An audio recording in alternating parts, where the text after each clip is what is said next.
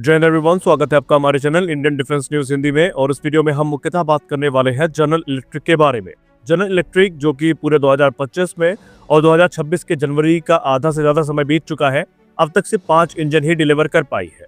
और यहाँ पर बड़ी बात यह है कि जनरल इलेक्ट्रिक की तरफ से छठा इंजन इसी महीने डिलीवर किया जाना था, जो कि अभी तक हमें फिलहाल नहीं मिल पाया है। लेकिन जनरल इलेक्ट्रिक ने इसके बावजूद भी एक बहुत बड़ी कमिटमेंट कर दी है। उन्होंने कहा कि फाइनेंशियल ईयर 2026 से 27 का जो समय है, ये भारतीय वायुसेना हिंदुस्तान एरोनॉटिक्स लिमिटेड के लिए बहुत महत्वपूर्ण होने वाला है, क्योंकि इस समय अवधि में जनरल इलेक्ट्रिक तकरीबन 20 इंजन प्रति वर्ष की दर तक डिलीवर करना शुरू करेगी। तो आज के इस वीडियो में हम यही जानेंगे कि इस रिपोर्ट में कितनी सच्चाई है, क्या प्रैक्टिकली ये चीजें पॉसिबल है, और आखिरकार क्यों एक बार फिर से तेजस एक्सपोर्ट की जो आवाज है वो उठने लगी है। और अगर ये आवाज उठने लगी है तो क्या हमारे पास वो क्षमता इस समय है कि हम एयरक्राफ्ट को एक्सपोर्ट भी कर सकते हैं। इस पर भी हम चर्चा करेंगे, तो बने रहिए वीडियो के अंत तक। देखिए, हम शुरुआत से कहते आए हैं कि 2026 जो है ये भारतीय वायुसेना के दृष्टिकोण से काफी महत्वपूर्ण होने वाला है, और इक्वली ये एचएएल के दृष्टिकोण से भी उतना ही महत्वपूर्ण होने वाला है।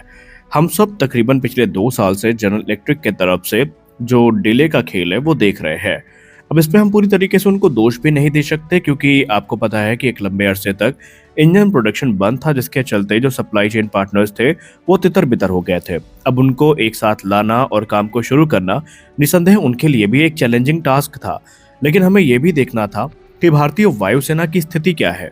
लेकिन जनरल इलेक्ट्रिक ने फाइनली एक लंबे उतार चढ़ाव के बाद ये कमिट कर दिया है कि फाइनेंशियल ईयर 2026-27 में वो तकरीबन 20 F404 इंजन डिलीवर करेंगे।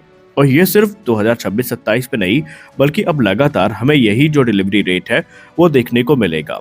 अब जैसे ये रिपोर्ट सामने आई तो एक बार फिर से भारत में जो तेजस को एक्सपोर्ट करने की कैंपेन थी उसको एक बार फिर से फ्यूल मिल गया। लेकिन जैसे ही ये रिपोर्ट सामने आई और इसके एक्सपोर्ट पर चर्चा हुई तो विरोध भी उतना ही ज्यादा हुआ। देखिए, सही मायने में देखा जाए तो तेजस एक्सपोर्ट कैंपेन कभी बंद नहीं हुई थी, बस इसको बैकग्राउंड में रख दिया गया था, क्योंकि अब हमारे लिए भारतीय वायुसेना की प्राथमिकताएं सबसे महत्वपूर्ण है। क्योंकि ये बात तब सही थी जब अगर हमें टाइमली तेजस मिल रहे होते। इस समय डिफेंस गलियारे में हर तरफ डिफेंस एक्सपर्ट यही बोल रहे हैं कि अगर आपके पास इतनी बड़ी संख्या में इंजन आ रहे हैं तो आपकी पहली जिम्मेदारी बनती है कि आप कहीं अपना ध्यान और न भटकाएं, सीधा इसको भारतीय वायुसेना पर केंद्रित करें।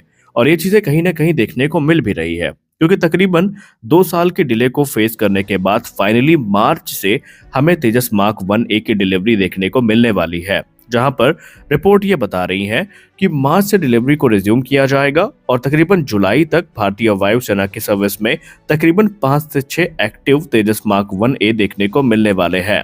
हालांकि जैसे जैसे इंजन की डिलीवरी होती रहेगी, वैसे वैसे जो तेजस एयरक्राफ्ट है अब चरणबद्ध तरीके से भारतीय वायुसेना को डिलीवर किए जाते रहेंगे।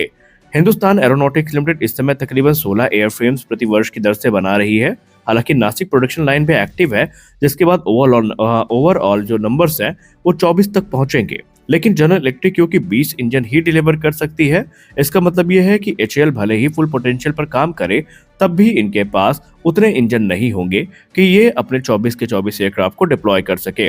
लेकिन एचएएल ने एक बीड़ा उठाया है, और वो ये है कि किसी भी कीमत पर जो एयरफ्रेम प्रोडक्शन है वो हॉल्ट नहीं होगा, वो बंद नहीं होगा, वो सुचारू रूप से चलता रहेगा। और जैसे जैसे इंजन मिलते जाएंगे, एयरक्राफ्ट भारतीय वायुसेना को प्रदान किए जाते जाएंगे।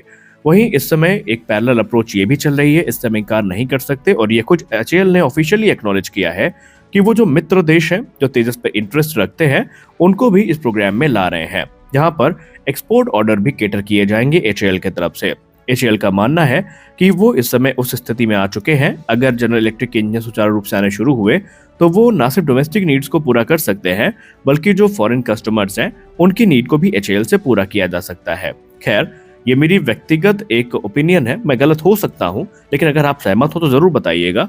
मेरा फिलहाल यही मानना है कि भारत को एक्सपोर्ट वाले मामले में कुछ समय तक और ठंडे बस्ते में इस प्रोग्राम को रखना चाहिए।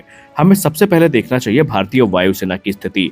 अगर आपके पास 20 इंजन आ रहे हैं तो ये आपके लिए एक बड़ी अपॉर्चुनिटी है कि आप प्रति वर्ष तकरीबन 20 के आसपास तेजस मार्क 1A को डिलीवर कर सकते हैं।